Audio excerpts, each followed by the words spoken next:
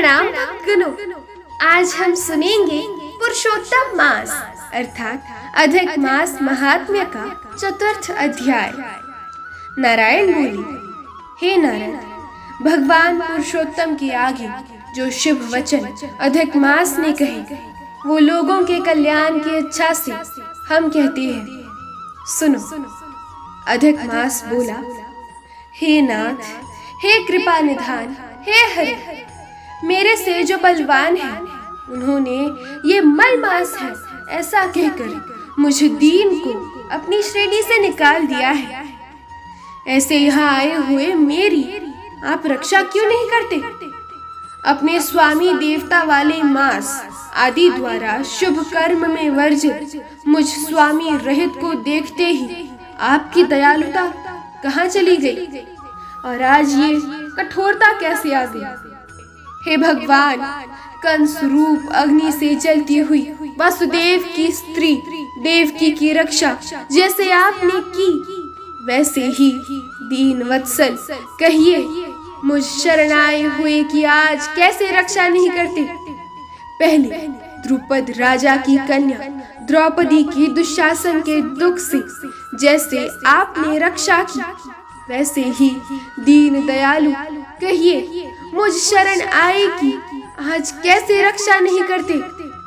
यमुना में कालिया नाग के विष से गौ चराने वालों तथा पशुओं की आपने जैसे रक्षा की वैसे ही हे दीन वत्सल कहिए मुझ शरण आए की आज रक्षा कैसे नहीं करते आप?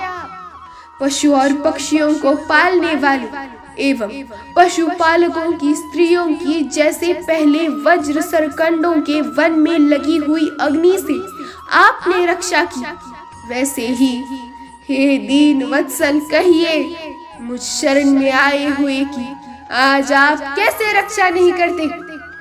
मगध देश के राजा जरासंध के बंधन से राजाओं की जैसी रक्षा की वैसे ही हे प्रभु कहिए मुझ शरण आए हुए की आज आप रक्षा कैसे नहीं करते? आपने ग्राह के मुख से गजराज की झट आकर जैसे रक्षा की वैसे ही हे दीन वत्सल मुझ शरण में आए कि आज आप रक्षा कैसे नहीं करते? श्री नारायण बोले, इस प्रकार भगवान को कह स्वामी रहित मलमास आंसू बहाता हुआ मुख लिए जगतपति के सामने चुपचाप खड़ा हो गया। उसको रोते देखते ही भगवान शीघ्र ही दयार्द्र हो गए और पास में खड़े दीन मुख मलमास से बोले। श्री हरि बोले, हे वत्स, क्यों इस समय अत्यंत दुख में डूबे हुए हो? ऐसा कौन सा बड़ा भारी दुख तुम्हारे मन में है? दुख में डूबते हुए तुमको हम बचाएंगे।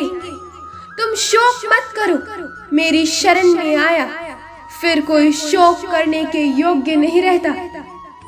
यहाँ आकर महादुखी नीच भी शोक नहीं करता, इसीलिए तुम यहाँ आकर शोक में अपने मन को दबाए हुए हो।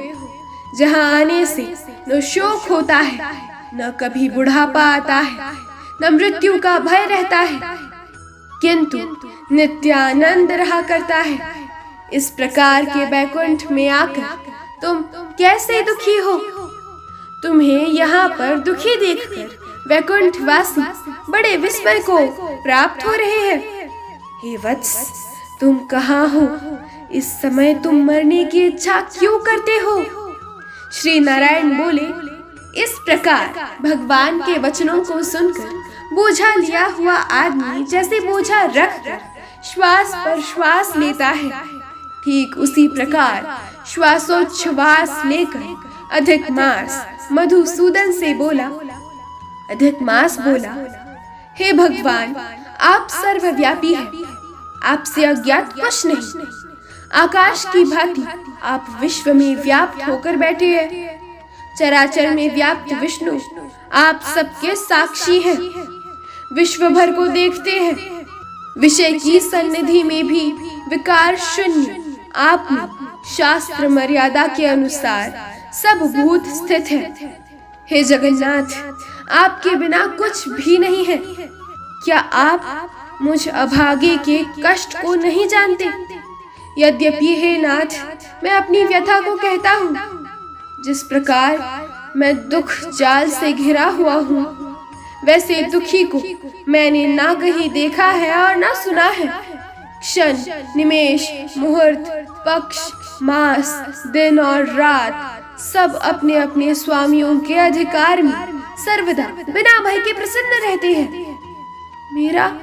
मेरा कुछ न नाम है, न मेरा कोई अधिपति है, और न कोई मुझको आश्रय है। अतः क्षणादि समस्त स्वामियों वाले देवों ने शुभ कार्य से मेरा निरादर किया है। ये मलमास सर्वदा त्याज्य है, अंधा है, गर्त में गिराने वाला है, ऐसा ही सब कहते रहते हैं। इसी कारण से मैं मरने की इच्छा करता हूँ।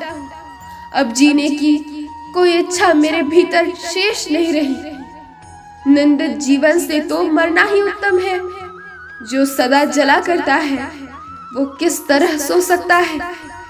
हे महाराज, इससे अधिक मुझको और कुछ नहीं कहना।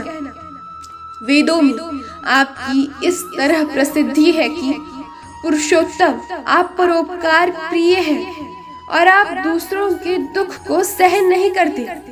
अब आप अपना धर्म समझकर जैसी इच्छा हो वैसा करें।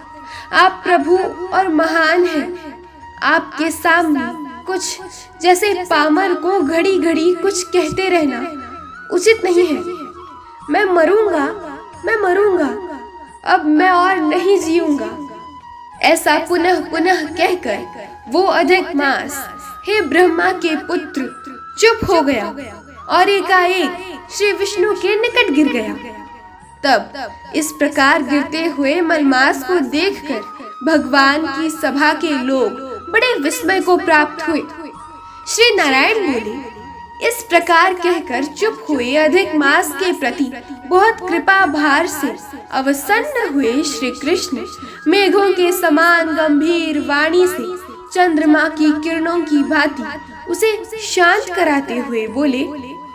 सूत जी बोले, हे विप्रो, वेद रूप रिद्धि के आश्रित नारायण का पापों के समूह रूप समुद्र को शोषण करने वाला वडवानर अग्नि के समान वचन सुनाकर प्रसन्न हुए नारद मुनि पुनः आदि पुरुष के वचनों को सुनने की इच्छा से बोले। इति श्री बृहन्नारदीय पुरुषोत्तम मास महात्म्य मलमास विज्ञप्ति नामः चतुर्थ अध्याय संपूर्ण। जय श्री कृष्ण।